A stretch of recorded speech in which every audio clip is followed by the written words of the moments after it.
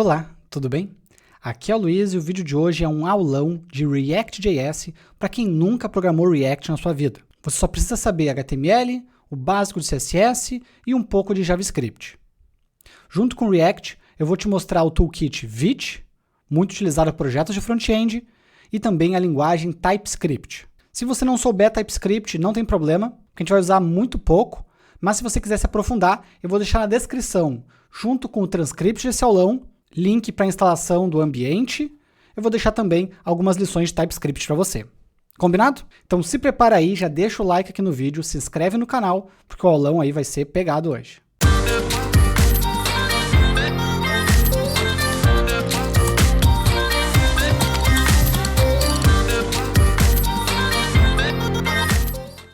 Então eu vou partir do pressuposto que vocês têm aí o Node.js instalado, vocês têm o Visual Studio Code instalado, certo? E se você for em terminal, new terminal, ele vai abrir aqui o terminal de linha de comando, node espaço "-v", vocês sabem a versão que está na máquina de vocês, qualquer versão igual ou superior a essa minha aqui vai funcionar, tá bom?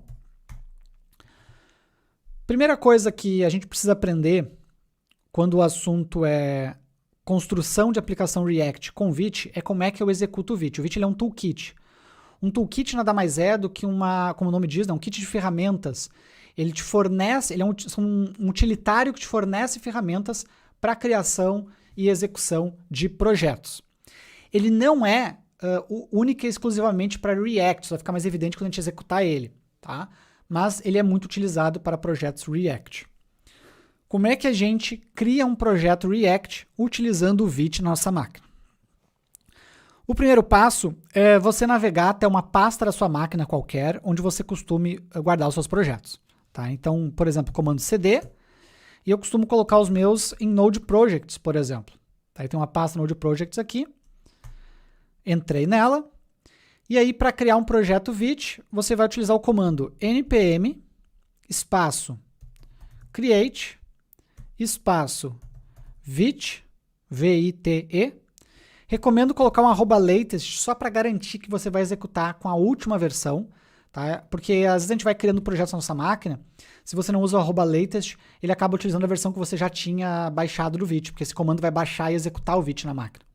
Então o @latest garante que ele sempre vai buscar a última versão. Você vai dar um Enter, e aí ele vai baixar e executar, né, o Create Vite, e o utilitário ele vai te fazer algumas perguntas para entender como que ele deve configurar o teu projeto. Aliás, até mesmo se vai ser um projeto React. A gente vai utilizar aqui com React, mas poderia ser com outros frameworks, como você vai ver, com outras bibliotecas também. Então o primeiro passo é o nome do projeto. Tá? Eu vou chamar aqui o meu de React Intro, tá? Mas poderia ser qualquer nome. Aí na sequência ele vai te perguntar se você, qual framework você quer, né? Você quer Vanilla? O que é Vanilla? Vanilla é o genérico, né? É o JavaScript puro, né? Vue, né? Vue.js é um concorrente aí do React, o React, o Preact, Lit, Svelte, Solid, Quick e Angular. O Angular também é outro grande concorrente do React, né? Hoje no mercado existem 3 bibliotecas / frameworks mais utilizados nas empresas, que é o React, o Angular e o Vue, tá bom? Então aqui no caso nós vamos de curiosidade, né, abrindo um parênteses, o Vite foi criado pelo Evan You, que é o mesmo criador do Vue, né, que é o mesmo criador do Vite e o Vue é o Evan You, tá bom? Beleza, vamos utilizar a opção aqui React. Aí ele vai te perguntar qual a variação de React que você quer, né? TypeScript com SWC, JavaScript com SWC, React Router V7 ou TenStack Router. Confesso que eu não conheço todas essas possibilidades aqui, eu fico mais no TypeScript e no JavaScript, embora o React Router V7 eu saiba também do que se trata. Tá?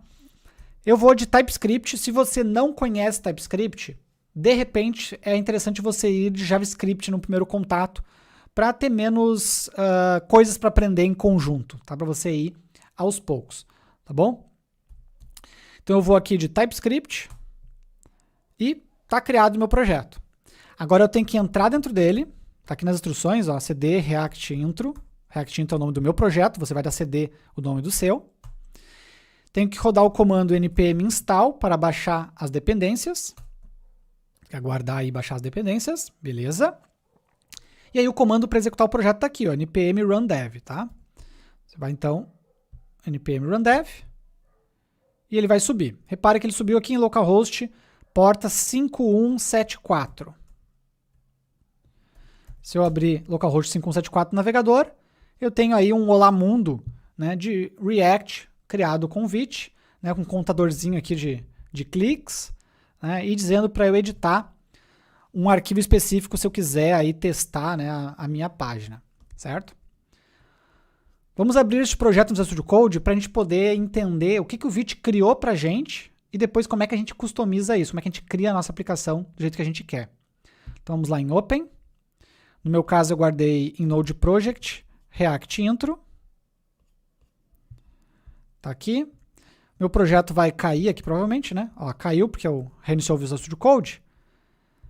Só abrir o terminal de novo aqui, terminal, new terminal, npm run dev, e ele vai voltar aqui a rodar, tá? Beleza.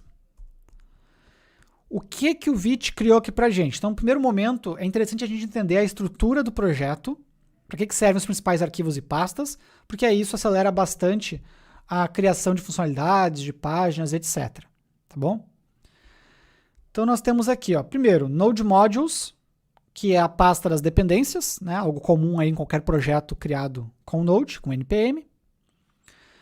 Nós temos uma pasta public. Esta pasta public ela é para arquivos estáticos que vocês queiram expor publicamente, certo? Então aqui a gente tem uma imagenzinha do Vite, o logo do Vite, certo? Então aqui em public você pode guardar arquivos estáticos que você queira que fiquem publicamente expostos. Então essa imagem aqui, ó, ela está em public vite.svg, certo? Se eu acessar aqui, ó, barra vite.svg, eu tenho acesso a ela, está aqui no cantinho. Então tudo que está na public eu acesso com barra o caminho do arquivo. Isso é importante, essa informação. Depois eu tenho uma pasta src, né, que é source, que é onde fica o meu projeto de front-end React de fato, já vamos falar dele. Um git ignore com os arquivos que não devem ser versionados. Um ESLint com configurações de linting de código, né, que é basicamente ali algumas análises, validações, verificações do código de vocês.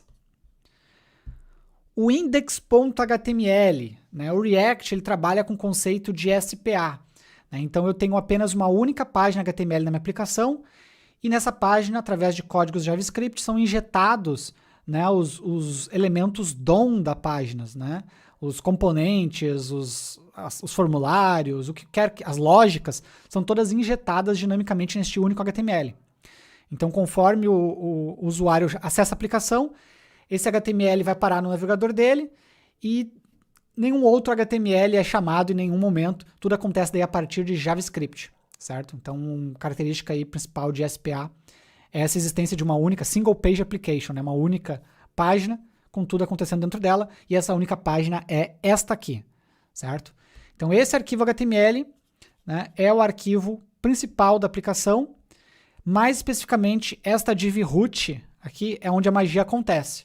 Né? Quando a gente sobe a nossa aplicação, o script é carregado, e aí tudo é injetado dentro dessa div root para as coisas aparecerem no navegador para o usuário e funcionarem como você programou. Tá bom? Então a gente não usa mais, o arquivo HTML que a gente usa na aplicação é este aqui. Se por algum acaso você precisar mexer em algo que seja estrutural do HTML da aplicação, de toda a aplicação, você pode estar fazendo aqui no index.html, por exemplo, adicionando uma meta tag, ou adicionando um CSS global, um JavaScript global, uma coisa assim, você pode estar fazendo aqui, que isso vai acabar virando global de toda a sua aplicação, tá bom? Nós temos o package.json e o package.lock.json, que são arquivos também padrões de projetos criados com Node.js, certo? Um layame.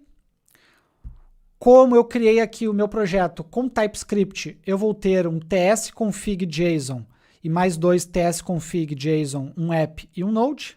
Os três aí são para configurar o TypeScript na aplicação, certo? Então, o tsconfig.json, ele carrega os outros dois, né? e nos outros dois eu vou ter configurações específicas para momentos específicos, momentos diferentes, né, de uso do TypeScript, tá bom? A gente não vai entrar aqui, hoje não é uma aula de TypeScript, então a gente não vai entrar em configurações de TypeScript, mas só, né, para você entender, de repente, se você criou seu projeto como JavaScript, você não vai ter esses arquivos tsconfig, porque o tsconfig é de configuração do TypeScript. E por fim, nós temos aqui um arquivo vite.config.ts, que é um arquivo de configuração do Vite, certo? Qualquer configuração que você queira fazer no toolkit, na forma que ele executa sua aplicação, na forma que ele builda, que ele cria, que ele roda, você pode fazer neste arquivo aqui. Por exemplo, Luiz, eu não me acerto com essa porta que ele gera aqui, ele gera uma porta 5174, eu posso trocar para outra? Pode. Né? Uma das coisas que o Vite faz é subir um servidor web para servir a tua aplicação web, tua aplicação React. O React depende de um servidorzinho ali durante o desenvolvimento para facilitar a entrega dos arquivos e também para ter a funcionalidade de hot reload, que é você ir programando e ele já ir atualizando no navegador automaticamente. Como é que eu posso trocar, por exemplo, um exemplo de configuração do Vite que a gente pode trocar? Né? Você vem aqui, ó, tem uma configuração server, daí você abre um objeto, e aí você tem uma configuração port. Né? Você pode, por exemplo, eu costumo usar minhas aplicações React na porta 3000. Então você bota um port 3000, salva. Ela já está rodando aqui no localhost 3000, ele já avisou aqui. Se eu for lá no navegador, agora eu acesso no localhost 3000. Tá? Claro, isso aqui é uma perfumaria, né? Você não é obrigado a trocar a porta, mas só dando um exemplo de configuração, né? Utilizando o vite.config.ts. E isso mostra também a habilidade do Vite de autocarregamento. Então, conforme você vai programando, salvando os arquivos, ele já vai lendo, recarregando aquele arquivo para você ter a garantia de que no navegador você sempre tem a versão mais recente que você está trabalhando no momento, certo? Então eu alterei aqui a porta, nem precisei derrubar e subir de novo, ele já trocou para a porta certa e me expôs na porta certa. Se eu alterasse elementos de tela, também o hot reload ia fazer esse carregamento aí automático, tá bom? Show de bola. Então passamos aqui pela estrutura de primeiro nível, né? O que a gente tem que entrar agora em mais detalhes é no SRC, no Source. O que eu tenho aqui dentro? Na imensa maior parte do tempo trabalhando num projeto React com Vite, você vai trabalhar aqui dentro do Source. Tá? O Source, como o nome já diz, é onde eu tenho os fontes da minha aplicação.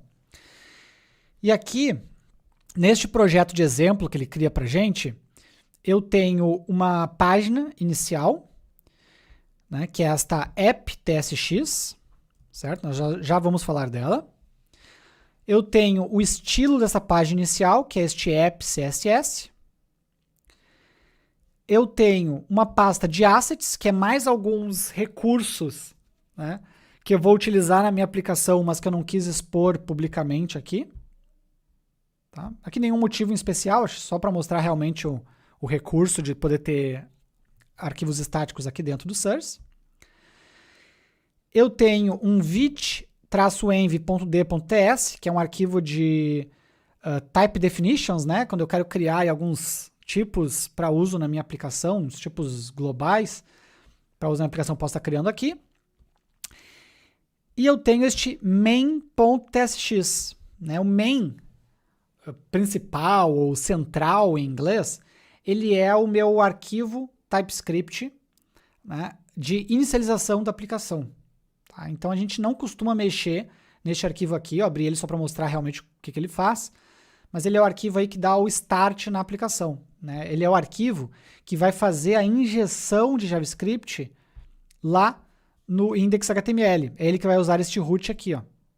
Reparem como aqui no main, né, ele faz um document.getElementById root, então ele procura a div de id root, né, faz a inicialização dela utilizando aí códigos específicos do React e chama a função render, que vai pegar o código tsx, né, TypeScript com xhtml, que você colocar aqui dentro, e vai renderizar ele, né, vai processar e renderizar ele como HTML normal lá para o usuário na ponta, lá no navegador dele, certo?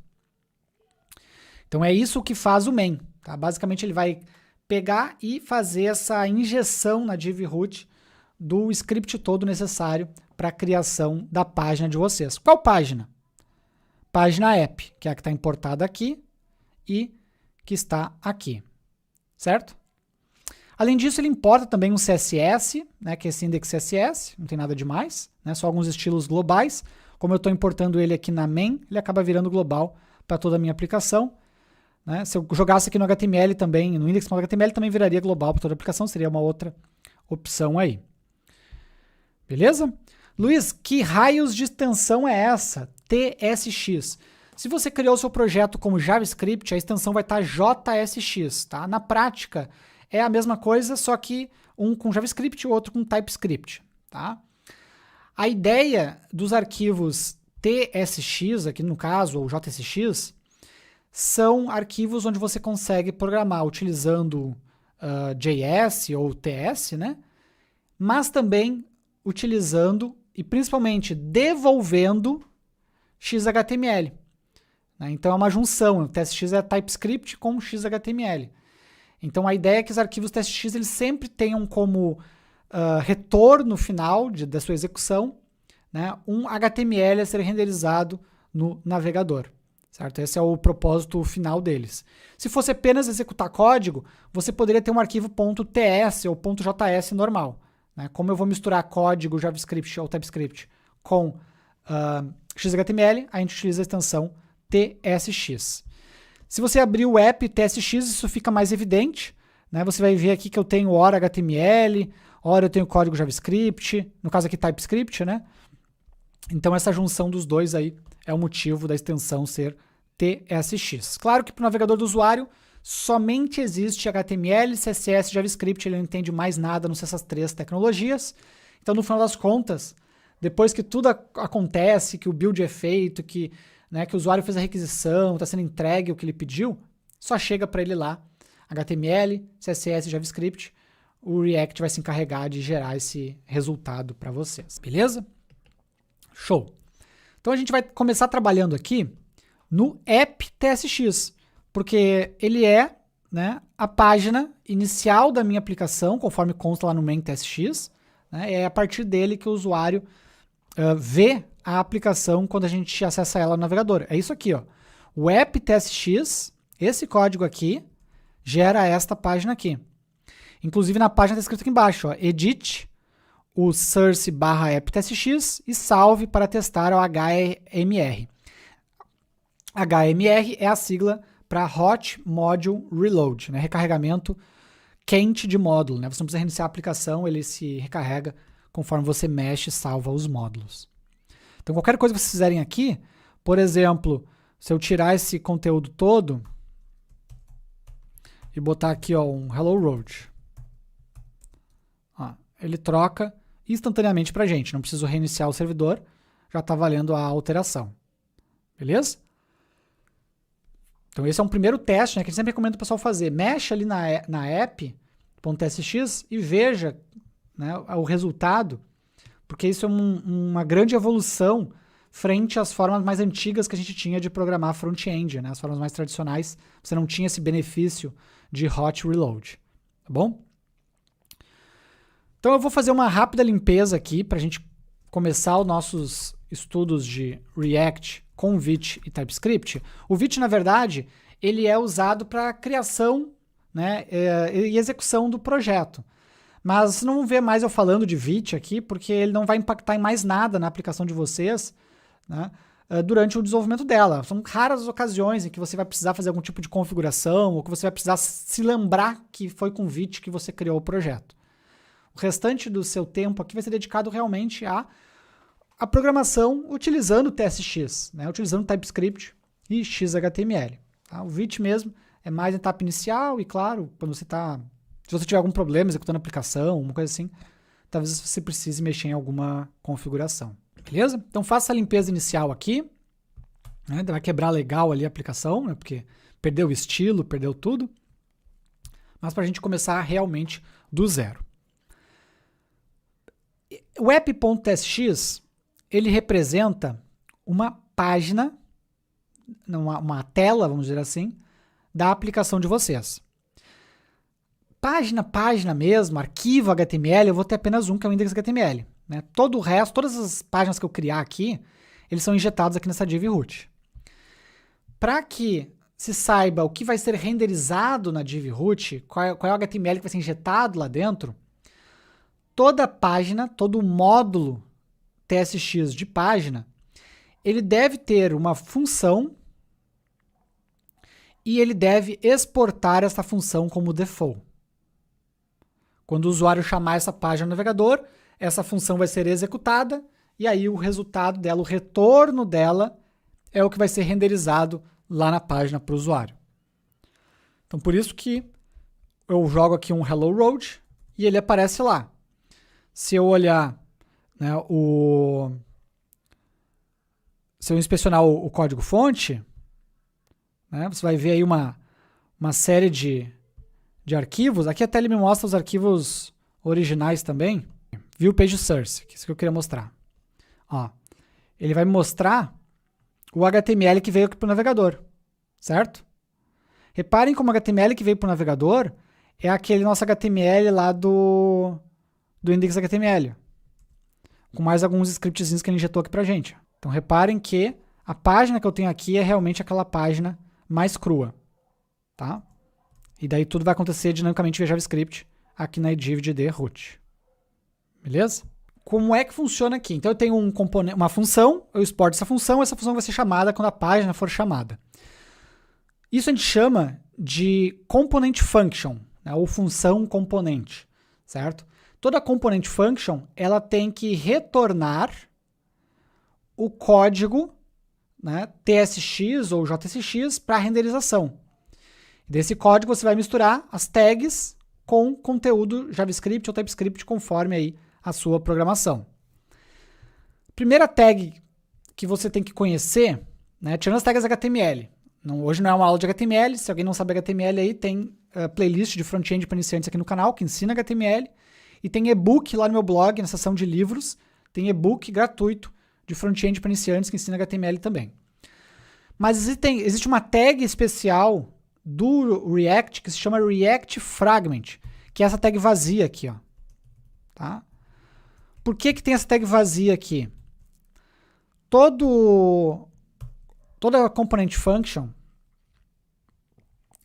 ela tem que ter apenas um elemento HTML. Agora, ela pode ter mais elementos dentro deste elemento, mas ela tem que ter apenas um elemento no nível raiz, um elemento de primeiro nível. Então, quando eu tenho só um, como o caso aqui div, ó, eu posso retornar assim. Em qualquer outra situação, se eu quiser ter uma outra div aqui embaixo, notem que dá erro, ó, ele reclama, tá vendo? Por quê? Porque eu tenho agora duas divs de nível raiz. Daí, nesses casos, a gente sempre pode colocar um React Fragment para ter apenas um nível raiz, tá? Na prática, esse React Fragment, ele não renderiza em nada. É apenas um container genérico vazio para organização, tá bom? Então, geralmente, a gente deixa ele aqui. Uma outra questão que você também tem que se atentar é que o return, ele precisa dos parênteses. Tá? Ele precisa dos parênteses para que ele consiga ser interpretado corretamente e aí esse conteúdo vai ser processado e entregue como HTML lá no navegador. Tá? Ele precisa dos parênteses aqui. Agora, dentro dos parênteses, você vai usar o HTML que você já conhece. A primeira coisa que você aprende quando vai estudar front-end é HTML, e aqui você pode utilizar qualquer tag HTML que você já estava aí acostumado, que você já conhece. Beleza? Show. Aqui está quebrando, né? Porque eu não salvei ali. Problema nenhum. Beleza? Vamos avançar. Então, entendi que eu posso colocar aí o HTML, né, que eu quiser aqui dentro. Se eu quiser, né, estilizar a minha página, eu posso importar um arquivo CSS aqui no topo. Né, eu tenho até um app CSS aqui, ó. Então eu posso importar ele aqui no topo. Salvei. Ele muda aqui já o estilo. Se eu quiser garantir que está funcionando, né, eu posso trocar aqui, em vez de div, usar um H1 e trocar o estilo de H1 para uma cor vermelha, por exemplo.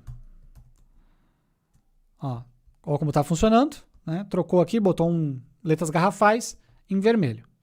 Tá? Então, você consegue utilizar qualquer coisa que você saiba de HTML para construção aqui dentro e qualquer coisa que você saiba de CSS para, né, montar suas classes CSS, importa, e aí você pode utilizar as classes aqui também. Só a diferença é que você vai utilizar a palavra class name para definir classe CSS. Tá? Não pode utilizar a palavra class. Se você botar class aqui, ele vai te dar uma reclamação, né? E te diz no final, você quis dizer class name? Isso porque, como você mistura aqui dentro JavaScript, né, ou TypeScript com XHTML, no JavaScript, class é uma palavra reservada, que você usa para declaração de classes. E aí, se você tiver class, ele vai ficar na dúvida, mas é JavaScript ou é HTML que você quer? Qual a class que você quer? Então, a gente utiliza class name quando é a class do HTML.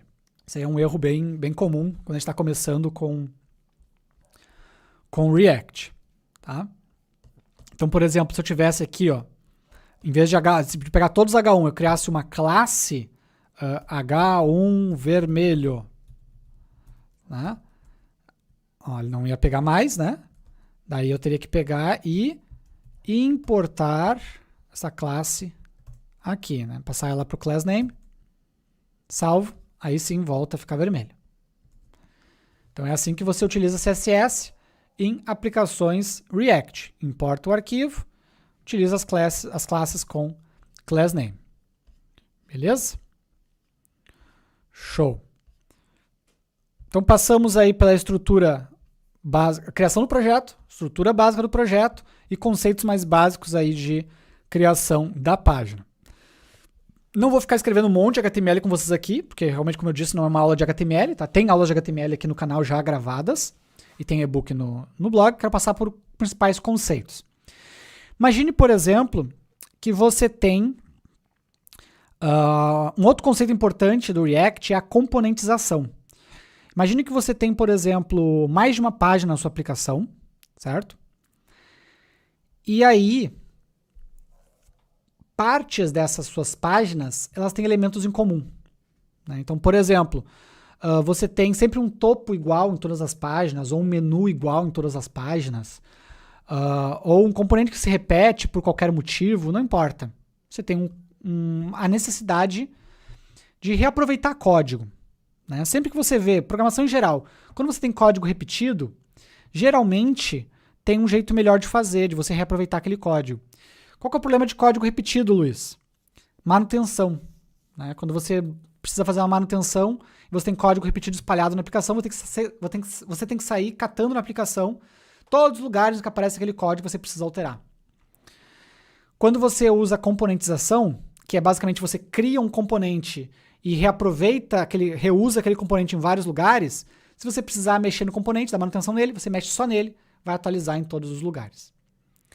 No React, a gente traz esse conceito de componentização, ele traz esse conceito bem forte. Né? Você pode, por exemplo, criar um novo arquivo, vamos dizer que eu tenho um cabeçalho que eu queira reaproveitar em toda a aplicação. Então, vai ser um componente header.tsx.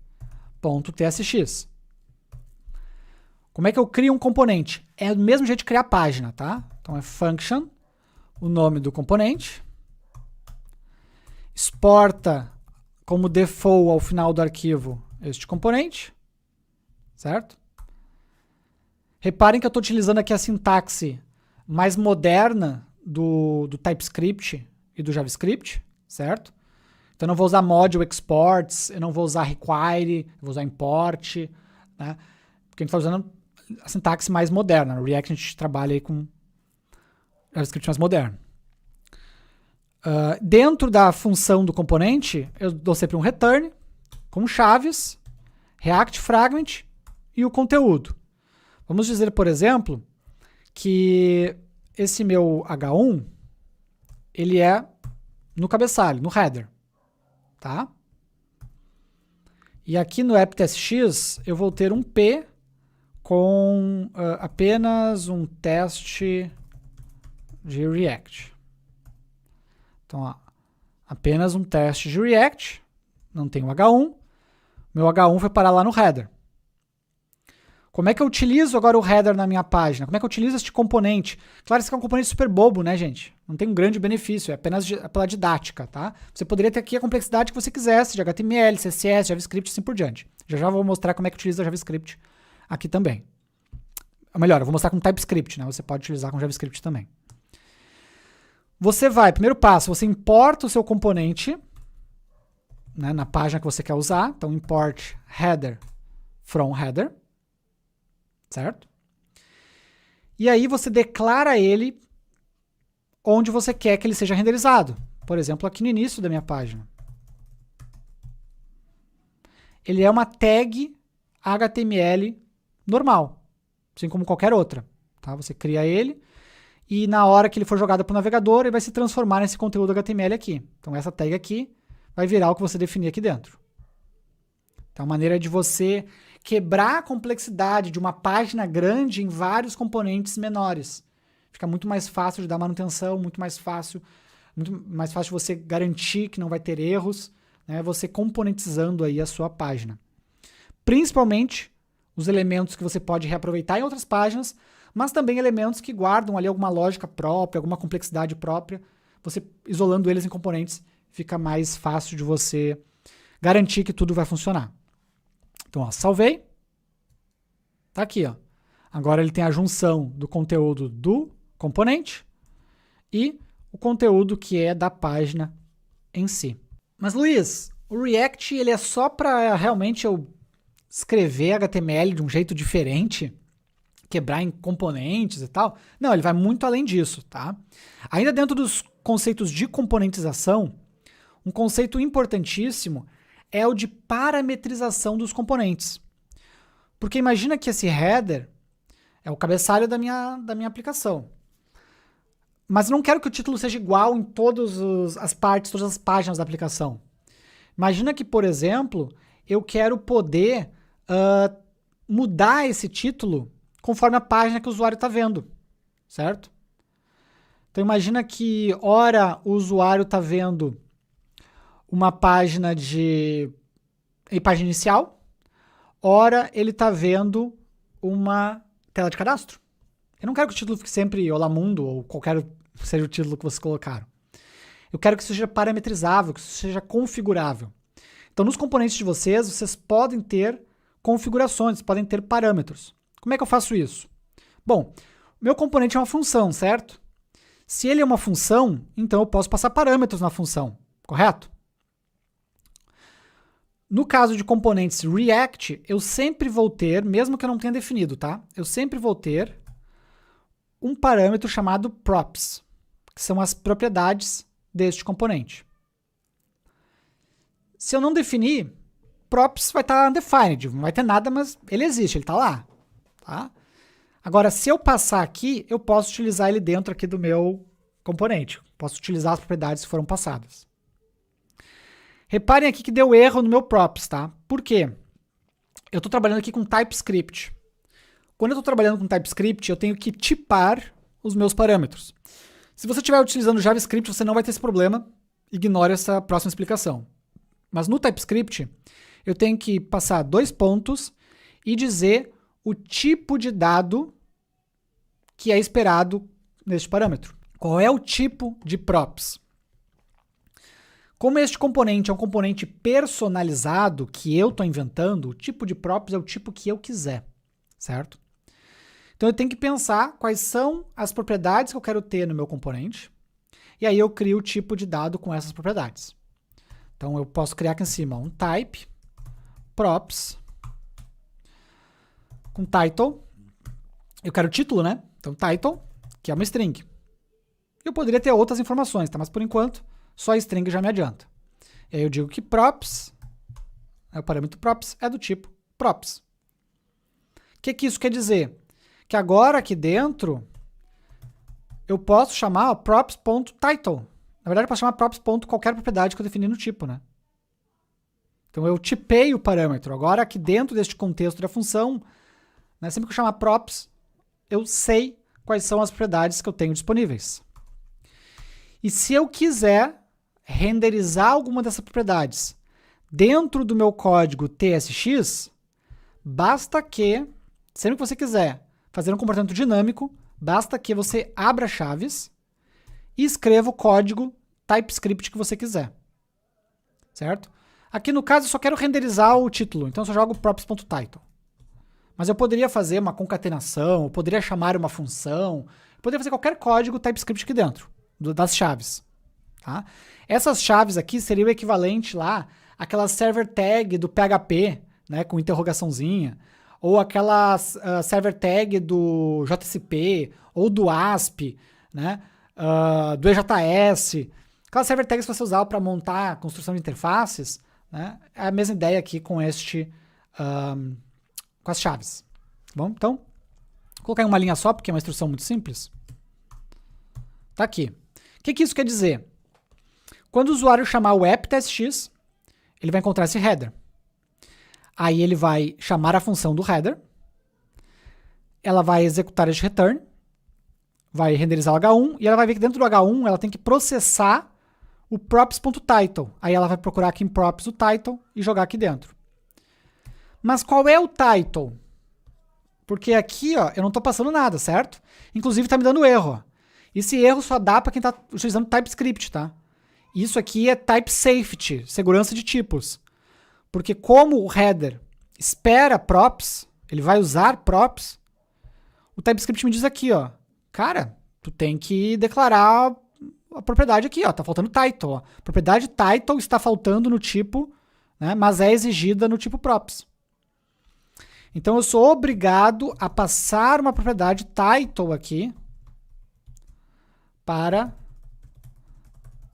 o meu header. Esta propriedade title vai virar o props.title. Props é todas as propriedades que você criar aqui, ó.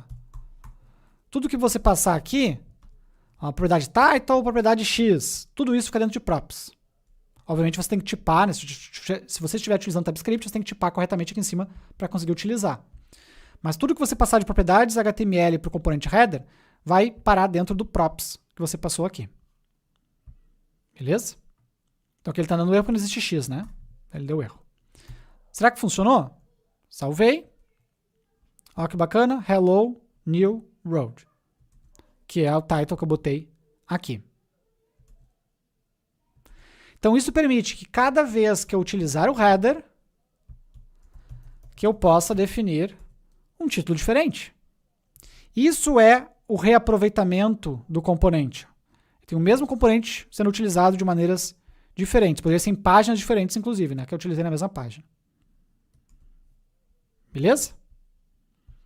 Então, esse conceito de componentização, ele é importantíssimo, né? Para garantir aí que vocês consigam extrair o máximo de poder do React e consigam construir front-ends realmente profissionais.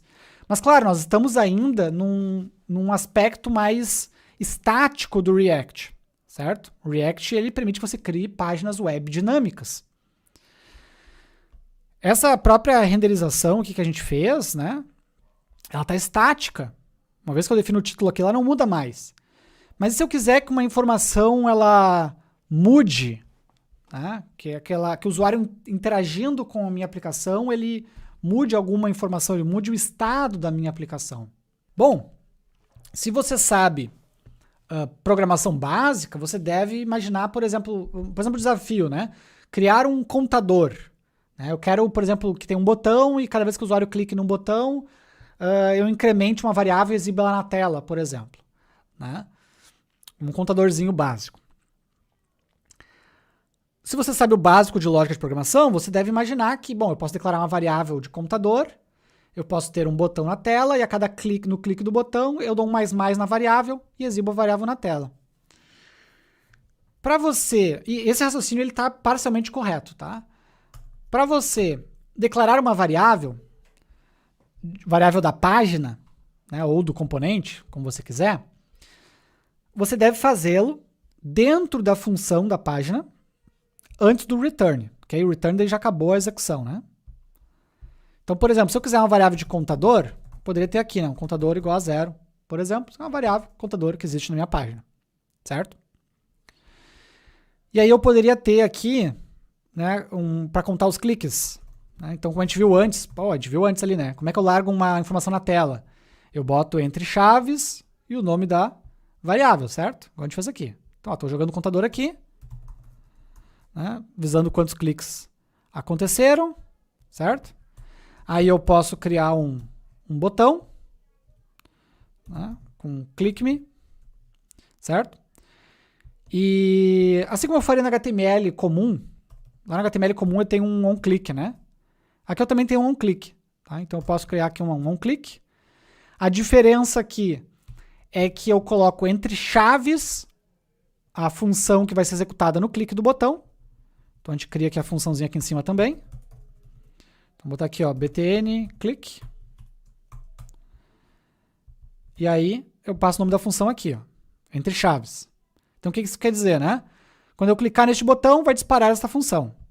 E aí você pode pegar, botar aqui qualquer coisa, só pra gente ver, ó, botei um alert, tá? Qualquer coisa pra gente ver o que acontece. Salvei.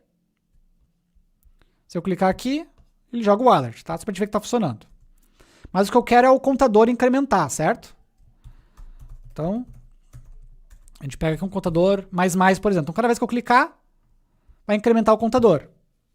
E o contador, ele é renderizado aqui embaixo. Vou salvar. Então, está em 0 cliques. Eu mando clicar. Olha que interessante. Eu clico e, aparentemente, ele não está incrementando aqui. Na verdade, ele está incrementando. Ele está incrementando a minha variável. Só que, no processo de renderização da tela, o processo de renderização da tela ele acontece uma vez. Né? Quando a tela é carregada, é processado todo o JavaScript, a tela é construída, ela está entregue e acabou.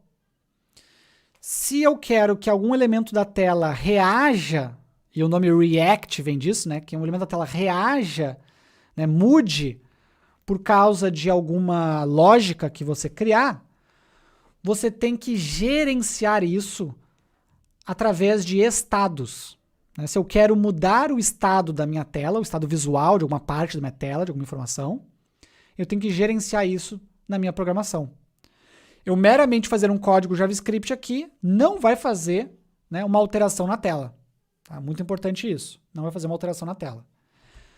Dependendo do que você fizesse aqui, até poderia te servir para alguma coisa, porque o contador está sendo incrementado. Apenas a tela que não está sendo atualizada. Ok? Como é que eu faço, então, se eu quero que a tela seja atualizada? Eu tenho que gerenciar o estado desta contagem. Para gerenciar o estado desta contagem, eu preciso criar uma variável de um tipo especial chamado state, que é um estado de aplicação. Certo? Então, tudo que vocês quiserem manipular de modo que a tela reaja a esta manipulação, vocês criam estados. Como é que eu crio um estado? O primeiro passo é você importar, tá, da biblioteca React um hook chamado useState. O que é um hook? Um hook ele é uma função especial do React que realiza alguma programação mais, vamos dizer assim, especial dentro do conceito de aplicação SPA do React. Mas na prática é uma função. Tá? É uma função, só uma função especial, ela tem esse nome de hook, porque ela tem vamos dizer assim, um gatilho, não, o hook é um gancho, né? Ligado ao ciclo de vida do React. Tá? Porque é uma melhor explicação, mas dá para você entender que o hook é uma função especial. Com este hook useState, ao invés de criar uma variável contador assim solta, eu posso criar um state de contador. Como é que eu faço isso? Você declara um const colchetes recebe useState. Isso aqui é a sintaxe básica para a criação de um state. A função useState, quando ela é executada, ela me retorna um array com 2 elementos, tá? Que eu vou nomear eles aqui dentro. O primeiro elemento é o valor atual do state, que eu dei o nome da variável de contador. O segundo elemento é a função de alteração do state, que a gente costuma chamar de set nome do state. Então aqui é o estado atual e aqui é a função para alterar o estado. Sempre que você quiser que uma alteração, que a tela reaja a uma alteração de estado, você tem que alterar por esta função aqui. Não adianta mudar direto aqui no estado, tem que chamar a função. Que essa função, ela está, né, vinculada ao navegador, à interface, e aí ela vai refletir o que você, né, mudou quando você chama a função. Beleza? O useState ainda, você pode passar um valor default para ele. Posso passar 0. No caso do TypeScript, você pode tipar o state com generics. Tá? Generics é quando você tipa usando o menor e maior, colchetes angulares. Então aqui, como eu quero um state de números, eu uso generics para number, certo? Isso vai permitir que eu não consiga colocar texto aqui no meu state, nem na inicialização e nem depois no uso dele. Novamente, type safety, né? Segurança de tipos. Bom, vi como é que eu crio um state de número, beleza. Como é que eu uso ele? Bom, para renderizar, é do jeito que vocês já conhecem. Só eu colocar entre chaves o nome do state, do valor atual do state, ele vai renderizar ali, beleza? Agora, para alterar ele, repare aqui, ó, me dá até um erro, né? Ó, não pode associar a contador porque ele é uma constante, né? Eles são const, né? Então não posso querer incrementar que o contador vai dar problema. Então se eu quiser mudar o contador, eu tenho que chamar o setContador. Então eu vou chamar setContador. E aí sim, eu posso pegar o contador mais 1, por exemplo. Então isso, a chamada setContador vai fazer com que o estado atual seja alterado com o valor que você passar e ele avisa o front-end. Olha só, mudou esse state aqui, te atualiza aí. E aí onde ele renderizava, ele vai renderizar o valor antigo, ele vai renderizar o novo valor. E somente aquele trecho, tá? Ele não faz um refresh da tela inteira. Então ele atualiza somente aquele trecho. Salvei. Aparentemente não mudou nada. Mas se eu clicar agora aqui, ó, olha que interessante. Não sei se está todo mundo vendo, mas está incrementando ali embaixo os cliques. Porque agora, cada vez que eu clico no botão, ele manda alterar o estado com um novo número dentro. E aí isso re-renderiza esse trecho da tela. Então, além de componentização, outro recurso igualmente importante, interessante e poderoso do React, que aliás faz o React fazer jus ao nome de React, né, que é reagir, são os states. Todos os elementos de tela que você quiser que eles reajam a alterações conforme a lógica do seu código, conforme a interação com campos, botões, etc., vocês precisam associar a states. Tá? Aqui eu criei um state numérico, mas você poderia criar state de qualquer tipo de dado. Tá? State de string, state de objetos, do que vocês quiserem. Beleza? Então aprendemos aí alguns recursos bem interessantes. Antes da gente avançar para o próximo, a gente pode também falar um pouco sobre organização da aplicação. Aplicações, conforme elas vão crescendo, é natural que a gente comece a pensar em uma estrutura de pastas para organizar a aplicação. Então, só jogar tudo dentro de Source não é uma boa ideia. Tá? Então, geralmente, dentro de Source, a gente cria uma pasta Pages, e dentro de Pages eu guardo as páginas. Certo?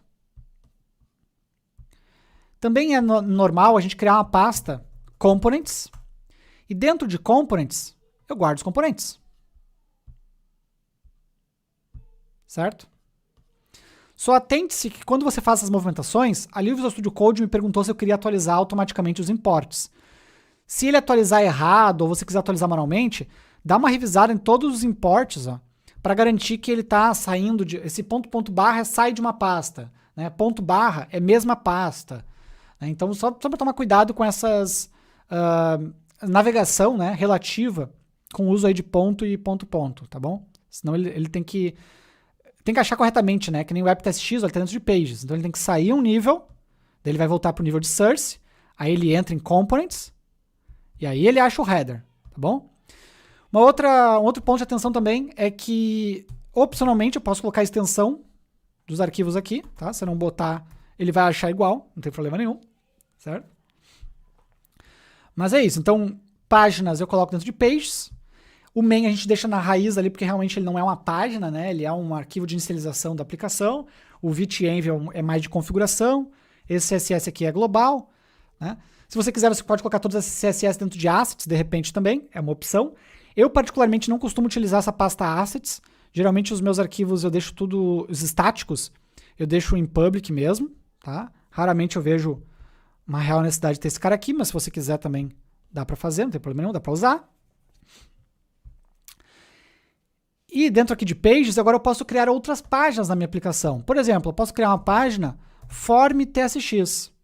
Então vou ter aqui um function form, imagina que é um formulário de cadastro. Eu tenho uma página inicial, mas eu também quero ter uma página para cadastrar clientes, por exemplo. Qualquer coisa assim. Tá? Então a gente cria ali um return, abre parênteses, abre React Fragment, aí coloca o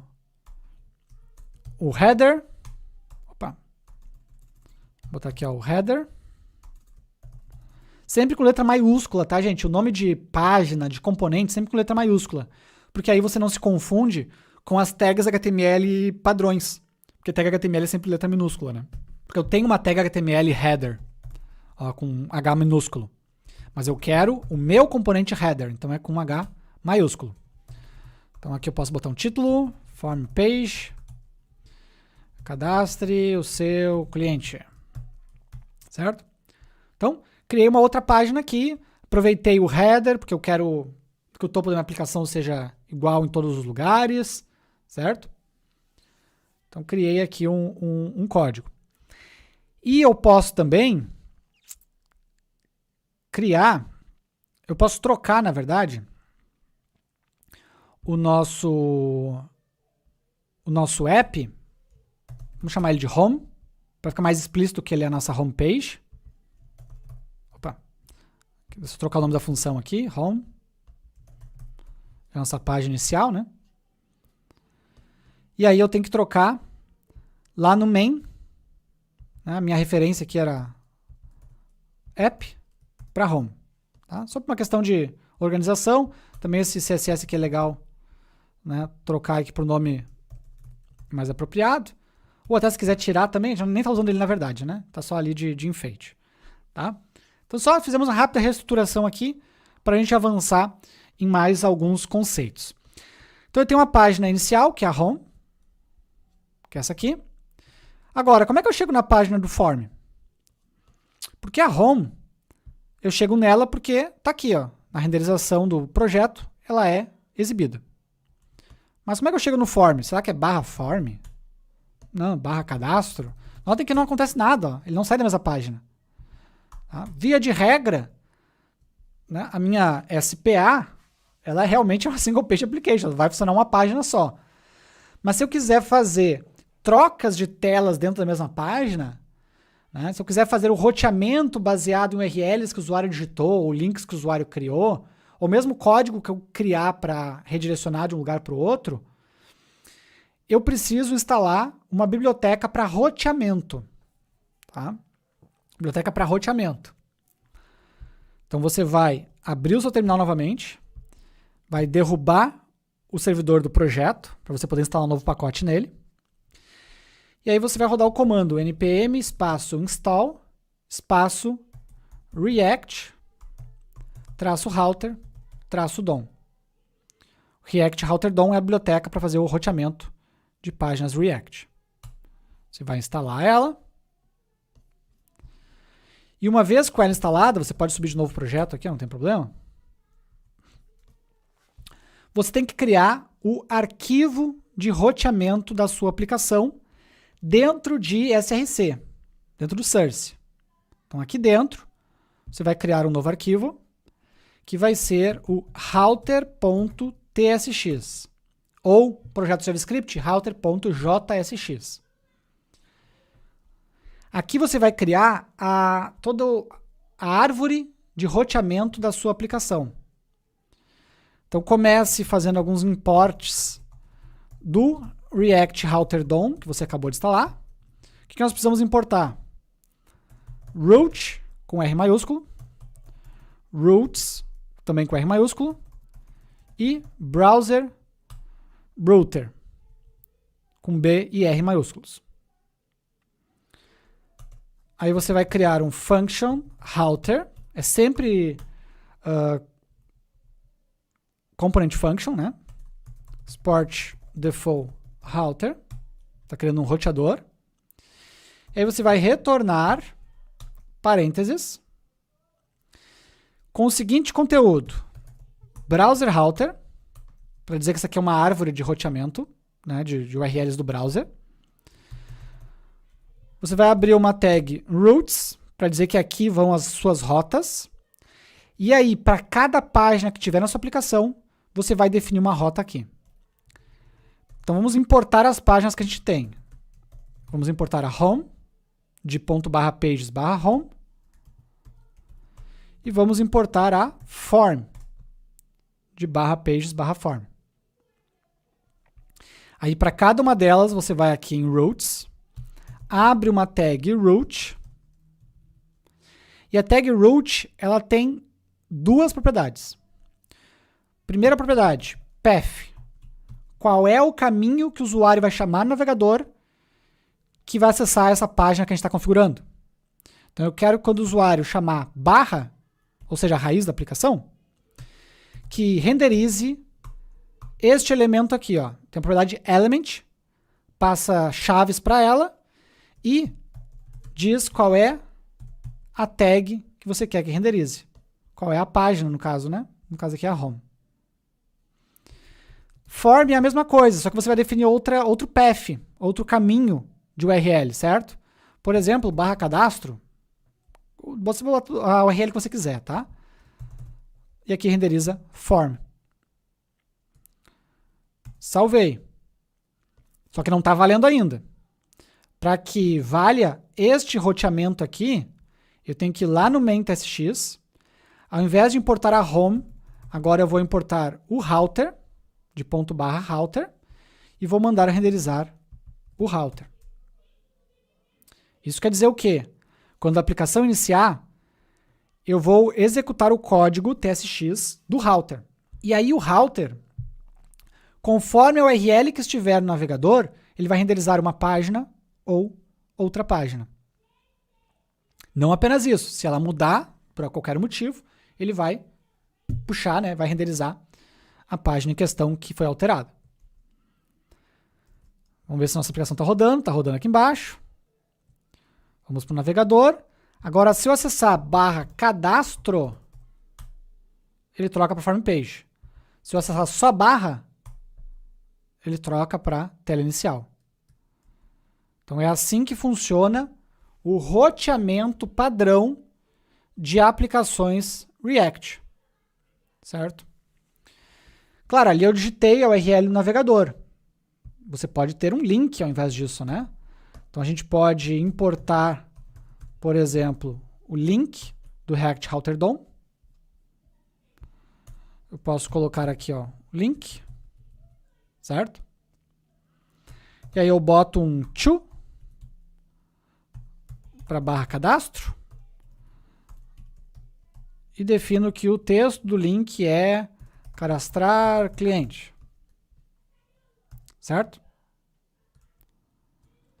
Eu vou ter aqui um link cadastrar cliente. Quando eu clico aqui, ele foi para a tela de cadastro e mudou a URL. Luiz, não poderia ter uma âncora HTML padrão assim? Claro que pode. Tá? Pode ter uma âncora HTML padrão sem problema nenhum. Qual que é a diferença? A âncora HTML padrão, ela faz um refresh de tela. Tá? Ela realmente vai dizer para o navegador, ó, eu quero acessar uma outra página. Né? O navegador faz toda uma chamada diferente, mais pesada, né, para a aplicação. Agora, o link nativo aqui do React Router DOM, daí ele não faz uma chamada HTTP no navegador, ele realmente só faz o código JavaScript para trocar a tela. É mais suave, mais otimizado, vamos dizer assim. Tá? Então, o ideal é você usar o link do React Router DOM. Mas, se precisar usar um A por algum motivo, também não é o fim do mundo, tá? Beleza?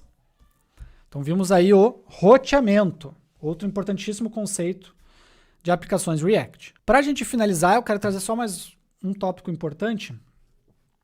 Claro que a gente pode ficar horas e horas e horas falando de React, né? Mas mais um tópico, acho que dos mais essenciais aí, pensando no princípio de Pareto, né? Os 20% que traz os 80% dos ganhos, né? Mais um tópico eu acho que é o suficiente. Então vamos criar um rápido formulário aqui, ó, form tsx. Vamos ter aqui, ó, um form, dentro de form um field set, dentro de field set um legend, tudo HTML, tá? Nenhuma tag, nada de React aqui, só HTML. Dados de cadastro. Daí abaixo do legend, uma div, label, nome, input type text, com id, nome. Certo? Então só começando a criar aqui um formuláriozinho. Vamos ver como é que ele está ficando. Ó, field set faz essa linha por fora, né? E o legend é o título que vai aqui. Então vamos só jogar alguns campos ali. Então aqui foi a div do nome. Vou colocar um outro campo aqui para idade. Daí vai ser um input type number. E uma outra div para o F, por exemplo. E aí eu vou ter um select com id F. E aqui eu poderia cadastrar os estados, né? Então botar aqui, vou botar só 3 estados quaisquer, só porque vocês já pegaram a ideia, né? Não preciso ficar digitando todos os estados aqui. Tá? Então, ó, tem ali campo, campo, campo. Tá? Não vou ganhar nenhum prêmio de design por este formulário aqui, realmente só para exemplificar. E aí a gente pode finalizar com um botão. Né? Botar aqui, ó, salvar cadastro. E aí no onClick, nós já vimos isso antes, né? No onClick eu posso definir uma função que vai ser disparada quando esse botão for clicado. Obtendo salvar clique, a função a gente define antes do return dentro da função do componente como um todo, da página como um todo. Então deixa eu botar aqui alert, salvei. Então se eu clicar aqui salvar cadastro, ó, salvei. Beleza? Show. Agora, ponto importante, né? Como que no salvar eu leio as informações dos campos para poder fazer um salvamento. E aí o salvamento, claro, você pode salvar no front-end, no back-end, onde você quiser, isso aí é o de menos. Tá? Eu me refiro à gestão do formulário, né, a captura dos dados para uso desses dados num salvamento. Nós vimos anteriormente que quando eu quero guardar informações por causa de interações do usuário na tela, né, eu tenho que gerenciar esses estados, né, eu tenho que ter states na minha aplicação. E a primeira coisa que a gente pode pensar é, bom, eu posso criar um state para o nome, eu posso criar um state para a idade, um state para o F, e aí no salvar eu pego esses 3 states. Isso funciona. Tá? No entanto, quando você tem vários states ligados a uma mesma entidade, a recomendação é que você crie um state para a entidade em si. Uma questão de performance é mais interessante para o React, tá? Do que você ter 1 milhão lá, que você tem um formulário com dezenas de campos. Né? Em vez de você ficar com um state para cada campo, né, você pode ter apenas um state para todos os campos. Isso porque é uma única entidade, tá? Também não vai fazer bagunça aí. Bom, como é que a gente importa? A gente faz o state, né? Começa importando. Então, use state, biblioteca React, const colchetes, recebe use state. Então, ao invés de ter state para nome, idade e o F, eu vou ter um state para cliente, né? Que vai servir para os 3. Então, aqui meu state vai ser cliente, função de atualização set cliente, certo? E aí eu quero tipar o meu state. Isso aqui é só para quem está trabalhando com TypeScript, tá? Se você estiver com JavaScript, ignore essa parte aqui. Eu quero criar um tipo para cliente. Então eu posso definir um type cliente. Aí meu cliente vai ter nome, né? Vai ser string. Meu cliente vai ter idade, vai ser, não, estou inventando uns dados quaisquer, né? E o F, que é os mesmos que eu tenho os campos ali. Então meu state é desse tipo aqui, eu posso inclusive definir um valor default para ele. Então meu nome vai começar vazio, a idade vai começar em 0 e o F vai começar em, sei lá, RS. Certo? Vou definir um valor default para o meu estado de cliente. Esse é o primeiro passo. Agora o segundo passo é, eu quero que o que o usuário digitar de nome aqui vá parar no campo nome do meu state de cliente. Como é que eu faço isso? A gente faz isso através de um conceito chamado input controlado. Você mantém o controle de um input, aí você fica sabendo de qualquer alteração dele e também qualquer coisa que você precise alterar nele, você consegue alterar também, é de mão dupla. Como é que eu faço esse input aqui virar um input controlado? O primeiro passo é eu guardar, né, as alterações que o usuário fizer nele. Para isso a gente utiliza o evento onChange, presente aí desde lá do HTML tradicional, né? Já existia esse evento aqui, onChange. E o onChange me permite que eu passe uma função JavaScript que vai ser disparada quando o usuário digitar alguma coisa nesse campo. Então a gente pode colocar aqui, ó, handle nome change, tá? Ficou meio estranho porque o nosso campo está com o nome em português, né? Se eu botar name, né, a gente usaria handle name change, enfim. Não vou entrar nesses detalhes, tá? E o nome da função também você pode criar o nome que você quiser. Então handle name change, deixa eu botar antes do botão de salvar. Function handle name change. Então essa função aqui vai ser disparada toda vez que o usuário digitar no campo. E como é que eu pego a informação que o usuário digitou no campo? Bom, o evento onChange, ele passa para handle name change um parâmetro event. Certo? Como eu estou com TypeScript aqui, se você tiver com JavaScript, ignora essa parte, eu tenho que tipar o parâmetro. O tipo deste evento é react.changeEvent de HTML input element. Esse é o tipo desse parâmetro aqui. Isso vai me permitir que, dentro de event, eu pegue o target. Event é o evento que foi disparado. Target é o componente que disparou. Ponto value, que é o valor dentro daquele componente. Então, esse aqui é o que foi digitado neste campo aqui. Então eu posso chamar um setCliente, aí eu vou passar para ele um novo objeto, tá? Porque como ele é do tipo cliente, eu sempre tenho que passar um cliente inteiro para ele.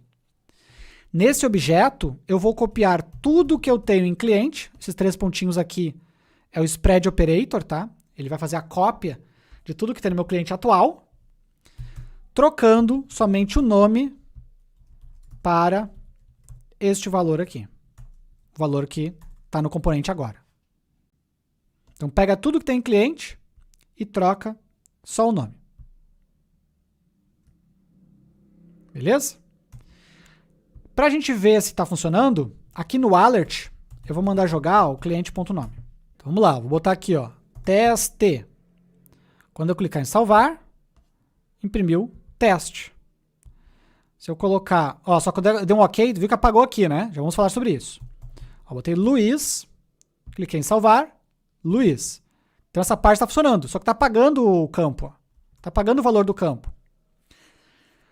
O input para ele ser controlado são 2 etapas. A primeira etapa é mapear os eventos de alteração. A segunda etapa é vincular o valor a um state. Então eu boto a propriedade value, abro chaves e vinculo a um state. No caso, o nosso state é o cliente. Só que o cliente ele é um objeto, o value tem que ser só um texto. Então eu quero só o nome do cliente. Certo?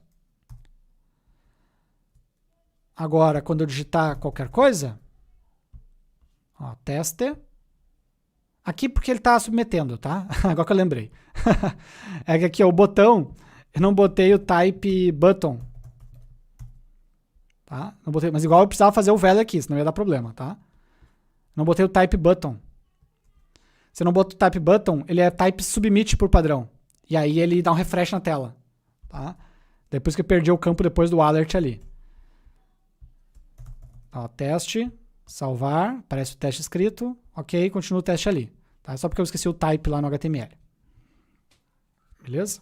Senão ele vira por padrão type submit. Daí ele dá o refresh na tela. Então essa alteração aqui eu vou fazer também para a idade. Só que daí eu vou ter que criar uma outra função, né? Porque essa função aqui é para alterar nome. Então eu vou ter um handle age change, né? Age é a idade em inglês, né? E aqui um cliente.idade. Então vamos criar essa função aqui. Function. É bem parecida com essa aqui, na verdade, né? Porque também é um input. Aí vamos set cliente. Pega tudo que tem cliente. E aí troca a idade para event.target.value. Ou quase isso. Por que deu erro aqui? Se você estiver trabalhando com JavaScript, você não teve esse erro aqui. Por quê? O JavaScript não vai dar bola de eu estar jogando string, porque esse campo aqui é sempre string, dentro de um campo numérico. O JavaScript não dá a bola para isso. Agora o TypeScript reclama. Então você tem que fazer a conversão, né, do valor string para valor numérico. Salvei. Então aqui agora, para testar, né, a gente pode jogar no alert o nome mais a idade. Então, ó, aqui vai estar teste AA e uma idade 0,5. Ó, teste AA, 5. Tá? É 0,5, converteu para inteiro, virou só 5, né? Tá aqui, mas tá pegando. Se quiser também você pode testar em vez de alert no console, né? Fazer console log, também dá certo.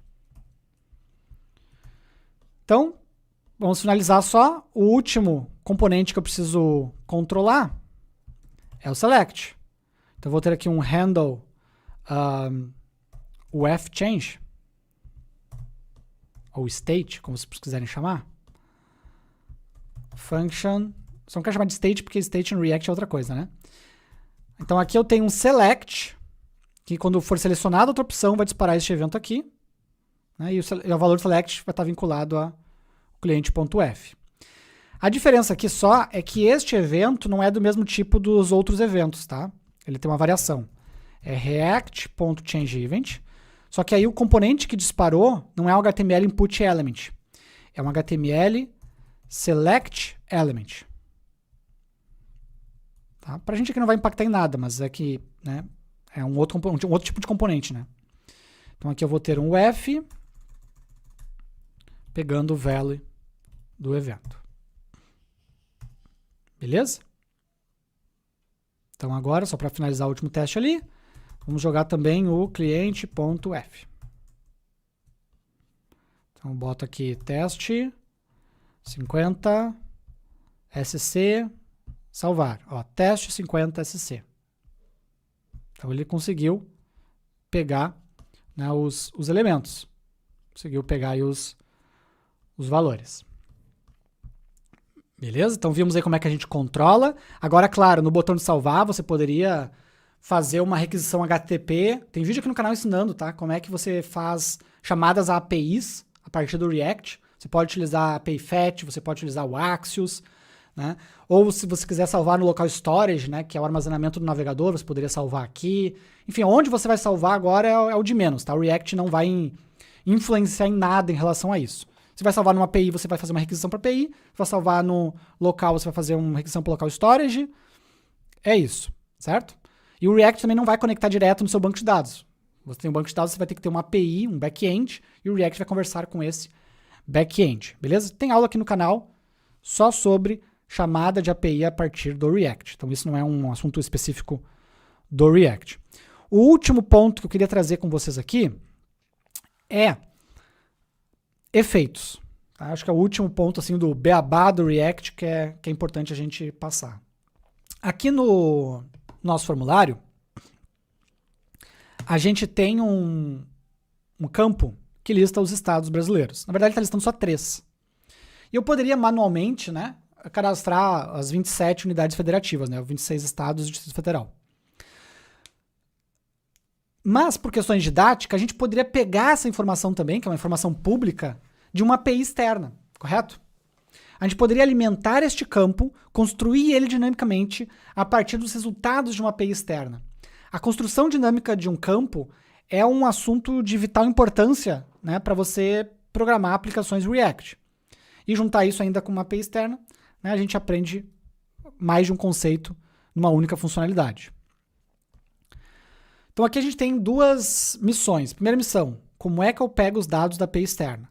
Segunda missão, como é que eu monto dinamicamente as opções do meu select com base nos dados que eu recebi dessa API. Quando você quiser chamar uma API externa, você tem que pensar em que momento você quer chamar. Você quer chamar no clique do botão? Se for no clique do botão, você coloca no clique do botão. Você quer chamar no carregamento da página? Então, você tem que criar o que a gente chama de efeito, certo? Para você criar um efeito no React, você vai precisar importar o hook useEffect, tá? Que é uma outra função especial do React para a criação de efeitos. O uso do useEffect é da seguinte maneira. Você vai, dentro do seu component function, você vai declarar uma chamada ao useEffect, que é uma função. E dentro dessa função, você vai passar dois parâmetros. Primeiro parâmetro, a função de comportamento. Tá? É uma função de callback com o comportamento do seu efeito. O que você quer que seja executado quando o efeito disparar. E o segundo parâmetro é quando esse efeito vai disparar. É um array de dependências de disparo do efeito. Então, dois parâmetros. Primeiro parâmetro, a função que vai ser disparada, e o array, eu costumo chamar de gatilhos, tá? O termo técnico é dependências, mas é os gatilhos, o que vai, baseado no que vai disparar este efeito. Se você deixar o array vazio, quer dizer que vai disparar uma única vez quando a página carregar.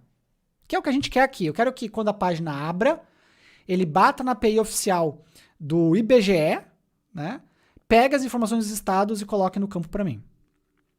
Uma única vez tá bom. Beleza?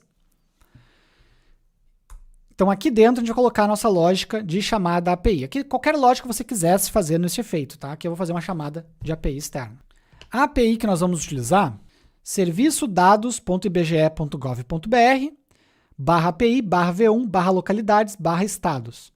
Ela me retorna um array JSON com informações sobre as 27 UFs brasileiras. Tá? Mas qualquer outra API que você quiser utilizar vai funcionar também. Essa API aqui eu peguei ela porque é uma API pública, rápida, fácil de usar, não tem parâmetro, não tem nada, só chamar essa URL e ela entrega o conteúdo. Beleza? Então é ela que a gente vai chamar. Como que a gente vai chamar ela? Você vai precisar de algum cliente HTTP.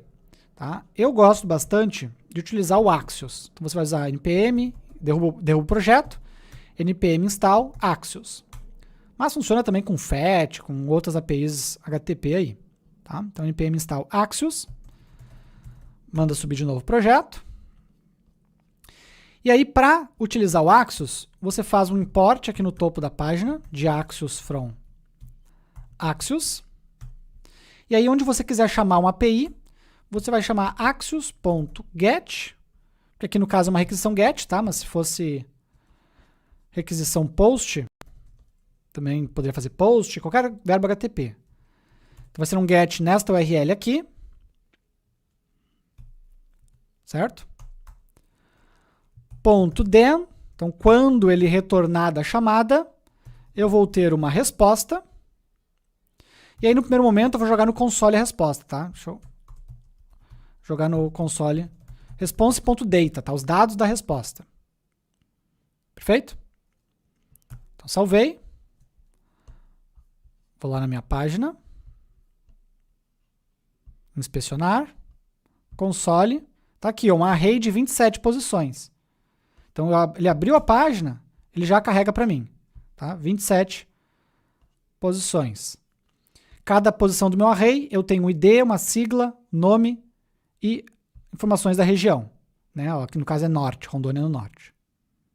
O que me importa mesmo aqui é a sigla, tá? Vou jogar só as siglas no campo, mas notem que tem mais informações também. Beleza? Então, tá funcionando a nossa chamada de API. Se você fosse utilizar um back-end seu, né, uma API sua, por qualquer motivo, talvez você tenha que passar um URL diferente, talvez tenha que passar informações no cabeçalho da requisição, mas tudo você poderia fazer com o Axios. Tá? A base para chamar outros back-ends é essa aqui. Bom, eu quero pegar destes dados que retornam na API, eu quero pegar as siglas, certo? Só as siglas. Então eu posso fazer um map, ó, eu tenho um array, em cada posição eu tenho um objeto.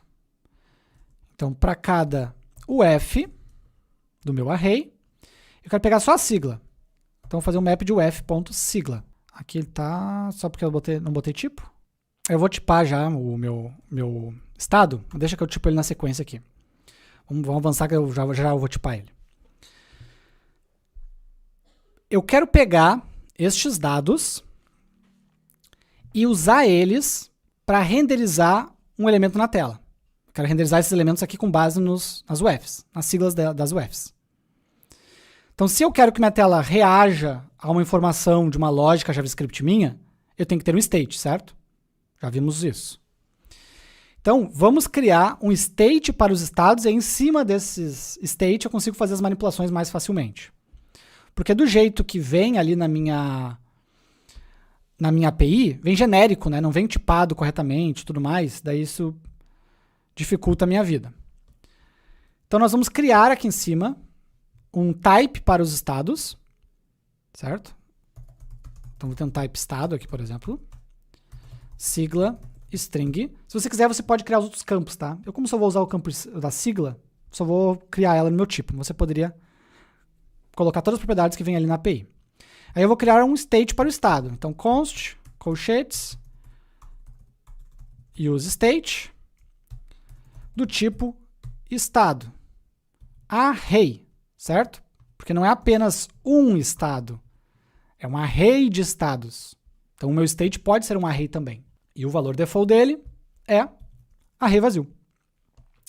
Então, aqui eu vou ter estados, set estados, meu state. E aí aqui no meu den, ao invés de jogar no console, agora eu vou chamar um set estados passando o response.data. Certo? Então ele vai alimentar o meu state com os dados que veio da API. E aí só para a gente ver se está funcionando no primeiro momento aqui, eu vou mandar ele imprimir aqui, ó, json.stringify estados. Só para mandar ele imprimir aqui embaixo, para a gente ver se vai imprimir na tela. Ó. Está imprimindo o conteúdo no meu state de estados. Então tá, a API está sendo chamada, está jogando para o state está retornando aqui na tela. Mas eu não quero fazer uma coisa tosca assim. Eu quero utilizar essas informações do state de estados para criar esses options. Eu quero aprender como é que eu crio dinamicamente componentes na tela. Então, ao invés de ter os options estáticos assim, eu posso abrir chaves para colocar uma lógica JavaScript, né, no meu front-end. Até agora a gente estava jogando JavaScript estático ali, não state, estático. Aí eu quero, na verdade, fazer um map em cima de todos os meus estados, onde para cada estado eu vou renderizar. Quando eu quiser renderizar um componente, eu tenho que colocar parênteses e aí o TSX do componente, tá? Então, um option. E dentro do option, chaves, para pegar a sigla do estado. Notem que ele me sugere a sigla porque eu tipei lá em cima, né? O que tinha no estado.